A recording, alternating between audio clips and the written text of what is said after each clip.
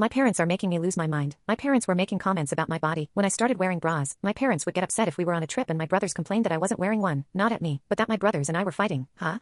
How was that my fault? But in the moments after that I felt bad that I was going through puberty. It all came to a head when I was 13, and I was somersaulted by the girl I called my best friend, and I broke. For as long as I can remember, my self-worth came from my purity and my innocence, and that had been taken from me by the person I called my best friend. I had been bullied before, but now it felt worse. I started to notice that boys were commenting on my body. I forgot a bra for gym one day and a girl took me aside and scolded me for tempting the boys, all the while behind closed doors. My body was being taken from me without my consent, and once she cut me off from all my support systems. She told me she hated me and abandoned me. I had been so focused on what boys may do. Nobody even seemed to look at what a girl may do.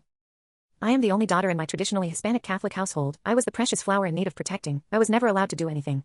I couldn't go outside to play by myself. I wasn't allowed to get dirty or sit with my legs up. Because I was a lady, these were just the small things. My father used to say to me, seen, not heard. He said this to all of us, but to me he usually accompanied that with this phrase, ladies must not be loud. I didn't cut my hair because my mom thought I looked better with long hair and dresses. I couldn't wear shorts except under my dress, and around this time, I was being severely bullied by my classmates. They would pull my hair, put glue in it, touch it without asking, drop books on my head, trip me, tear up my papers, etc. And when I told my parents a month later, they got upset at me for not telling them earlier, and how it was my fault that it continued because I didn't fight back. I was 12 years old, so their solution was to tell me that every boy wanted to defile me, and how every girl was jealous and wished they could be me. So what happened?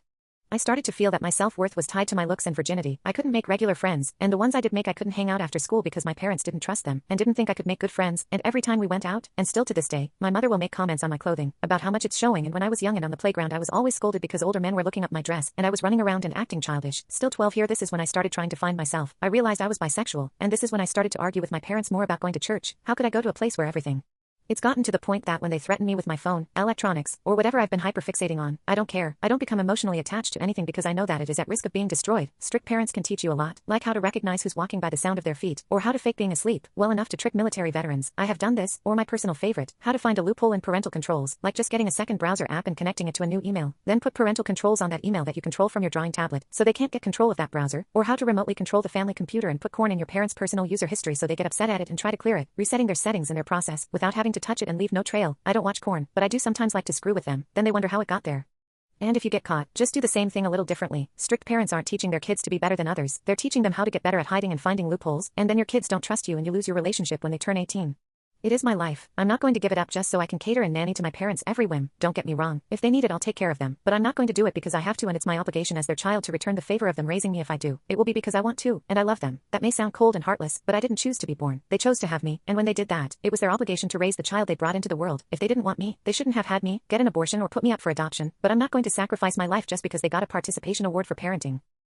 I love my parents, and I know deep down that they don't know what they do is hurtful. No matter how hard I try, I can't explain my feelings and how my experiences affected me, to people who didn't grow up with it, to people who don't want to understand because it challenges their worldview. There is a lot more, but this has gone on for way too long, and I don't think many people will read this whole thing, but if you did, thank you for reading my long rant, and it means a lot to me that people will listen. Story 2. Parents think they own all my money. I just got my first job as a teen like a month ago. I got my first ever paycheck. Now one of the main reasons I got a job was so I could cover some of my own non-essential expenses, clothes, stuff for hobbies, room decor, some food, since my mother is a stay-at-home mom, and I didn't want to be a burden for my father. My mother is terrible with money, like blow through $801 type of terrible. She's also always asking someone in my family for money like my dad, or my siblings, and usually they give it to her, but my sister's rent has gone up and her work hours have been cut, so she doesn't have money to give out like she used to, and my brother isn't working because he's only home for the summer. My father also has some new expenses to pay, so basically nobody has handouts for her anymore, so she decided to come to me. Since I first received my paycheck, she's been acting kind of weird.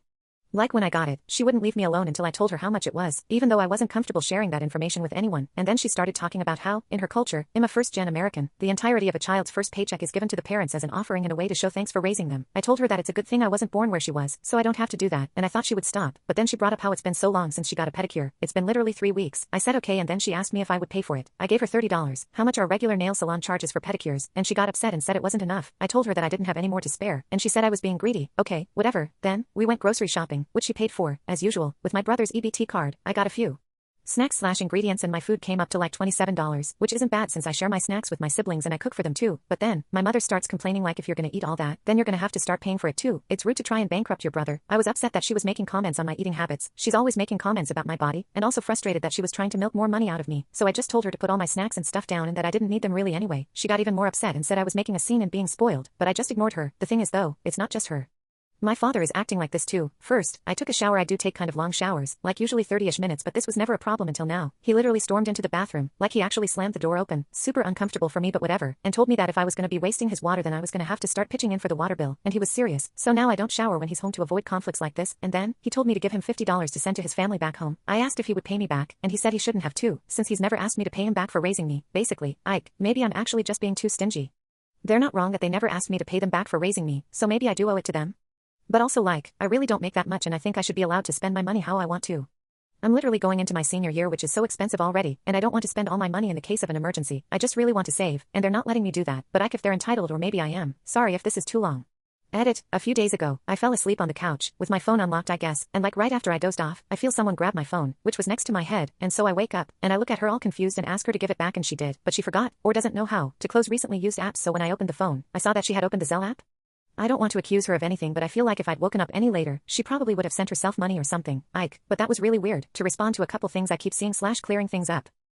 1. Sorry for taking 30-minute showers lol. 2. Sorry that it's a tough pill for me to swallow that a bunch of strangers on the internet are calling my parents abusive. I'm not saying anyone's wrong or right and I seriously appreciate that you're all trying to help, but I'm not refusing solutions or, it's just a lot to handle by myself.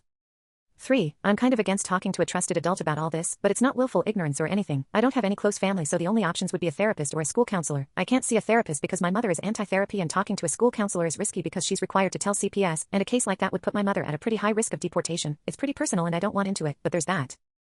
4. I know it sounds like I'm being forced but I am seriously a practicing Christian and I enjoy giving to the church. I never minded giving to the church. It was just that the amount I was expected to give, 10% of my pay, was a lot considering what I was earning.